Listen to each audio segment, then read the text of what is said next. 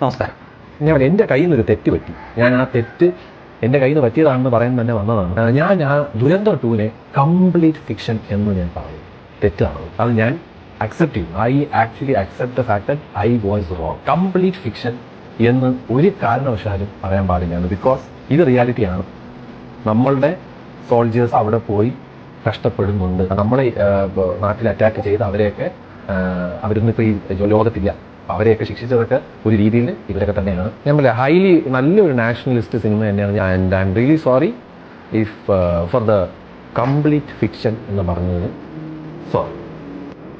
ഒരു സിനിമ റിലീസാകുമ്പോൾ ആദ്യത്തെ ദിവസമോ അല്ലെങ്കിൽ അടുത്ത ദിവസമോ ആ സിനിമ പോയി കാണുന്നു. പിന്നീട് അവരുടെ സോഷ്യൽ മീഡിയ പേജിലൂടെ പോസിറ്റീവോ നെഗറ്റീവോ ആയിട്ടുള്ള കാര്യങ്ങൾ ആ സിനിമയെ പറ്റി പറയുന്നു. അങ്ങനെ ആളുകൾ അത് കയറി കാണുന്നു, വ്യൂസ് കിട്ടുന്നു, അതുവഴി വരുമാനം ഉണ്ടാക്കുന്നു. ഇങ്ങനെ നടക്കുന്ന ഒരുപാട് ആളുകൾ നമ്മുടെ സോഷ്യൽ മീഡിയയിലുണ്ട്. അത് ഫേസ്ബുക്കിലാണെങ്കിലും കൊള്ളാം, ഇനി യൂട്യൂബിലാണെങ്കിലും കൊള്ളാം. അങ്ങനെ ഒരുപാട് ആളുകളുണ്ട്. കുറേ പേരൊക്കെ സത്യസന്ധമായിട്ട് തന്നെ ശരിക്കും ഉള്ള കാര്യങ്ങൾ തന്നെയായിരിക്കും പറയുന്നത്. പക്ഷേ ചില ആളുകൾ ഇതുപോലുള്ള, ഇയാളെ എനിക്കറിയില്ല, ഇയാൾ ഇതുപോലെ തന്നെ ഒരു റിവ്യൂ ഒക്കെ ചെയ്യുന്ന ഒരു ചാനൽ നടത്തുന്ന ആളാണ്. സിനിമയെ പറ്റിയൊക്കെയുള്ള റിവ്യൂ ആണ് ചെയ്യുന്നത്. പക്ഷേ ഇയാൾക്ക് ഒരു വലിയ വൻ അബദ്ധം പറ്റി.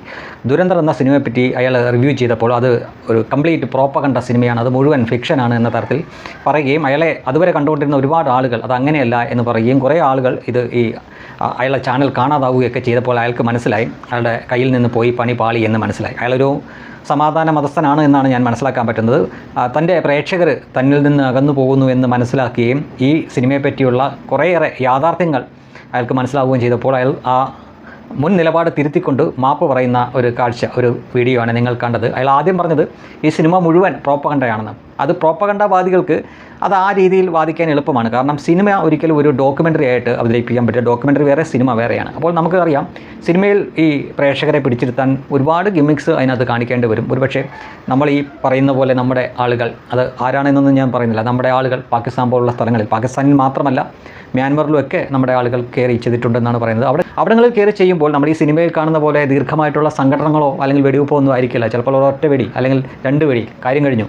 അല്ലാതെ നമ്മൾ ഈ സിനിമയ്ക്ക് വേണ്ടിയിട്ട് കുറേ നേരം അങ്ങോട്ടും ഇങ്ങോട്ടും ആക്ഷൻ കാണിച്ചു, കുറേ ഡയലോഗ് അടിച്ചു, അവസാനം വെടിവെച്ചു വന്നു, അല്ലെങ്കിൽ വേറെ എന്തെങ്കിലുമൊക്കെ ചെയ്ത്, അതൊക്കെ സിനിമ മാത്രമാണ്. അത് കാണുന്ന ഒരാൾക്ക് പറയാൻ പറ്റും ഇത് സാങ്കല്പികമാണ്, ഫിക്ഷനാണ് എന്ന് പറയാൻ പറ്റും. ഒരു കാർ റേസിങ് അല്ലെങ്കിൽ റോഡിലൂടെ വാഹനങ്ങൾ പുറകെ കൊണ്ട് കുറേ ഓടിക്കുകയും കുറേ സ്ലോ മോഷനും കുറേ ആക്ഷനും ഒക്കെ കാണിക്കുന്നത്, ഇതൊക്കെ സിനിമയ്ക്ക് വേണ്ടിയിട്ടാണ്, കാഴ്ചക്കാരന് രസിക്കാൻ വേണ്ടിയിട്ടാണ്. അതിൻ്റെ അർത്ഥം അതൊക്കെ ഫിക്ഷനാണെന്ന്, അത് നടന്നിട്ടില്ല എന്നല്ല. ഒരുപക്ഷെ നമുക്കാർക്കും സങ്കല്പിക്കാത്ത തരത്തിലായിരിക്കും ഈ സംഗതികളൊക്കെ അവിടെ നടന്നിരിക്കുക. ഇത് നടന്നിട്ടുണ്ട് എന്ന കാര്യം ഉറപ്പാണ്. കാരണം നമ്മൾ കഴിഞ്ഞ കുറേ വർഷങ്ങളായിട്ട് അജ്ഞാതരാൽ കൊല്ലപ്പെട്ട ഒരുപാട് തീവ്രവാദ നേതാക്കളുടെ പേരുകളും വാർത്തകളും നിരന്തരം നമ്മൾ കണ്ടുകൊണ്ടിരിക്കുക. ഈ സിനിമ ഇറങ്ങിയതിന് ശേഷവും പാകിസ്ഥാനിൽ അത് തന്നെ സംഭവിക്കുന്നു. ഇവരൊക്കെ നമ്മൾ, അതായത് ചുവന്ന മഷി കൊണ്ട് നമ്മൾ അടയാളപ്പെടുത്തിയിരുന്ന ഭീകരവാദ നേതാക്കളായിരുന്നു ഈ കൊല്ലപ്പെട്ടവരെല്ലാം.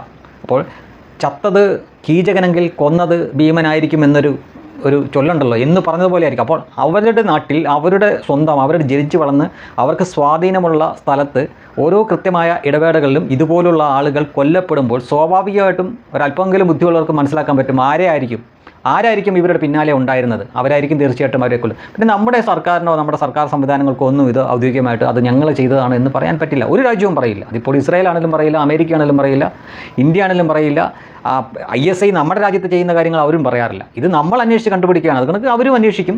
അത് തെളിവോടെ കണ്ടുപിടിച്ചാൽ പോലും നമ്മളത് സമ്മതിക്കില്ല, നമ്മൾ നിഷേധിക്കും.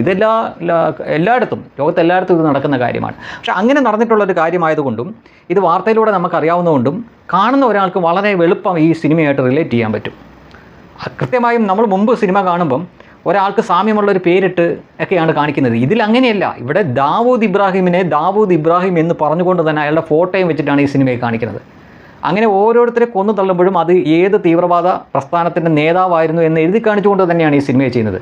അപ്പോൾ അത് വളരെ പെട്ടെന്ന് കാണുന്നവർക്ക് മനസ്സിലാവും. നമ്മൾ ആ വാർത്ത കേട്ടിട്ടുണ്ട്, കണ്ടതാണ്, ഇന്ത്യയോട് ഇങ്ങനെ ചെയ്തതാണ്, നമ്മളവരെ നോക്കി വെച്ചിരുന്നതാണ്. അപ്പോൾ നമ്മുടെ ആളുകൾ ഒതുക്കത്തിൽ കിട്ടിയപ്പം തീർത്തു.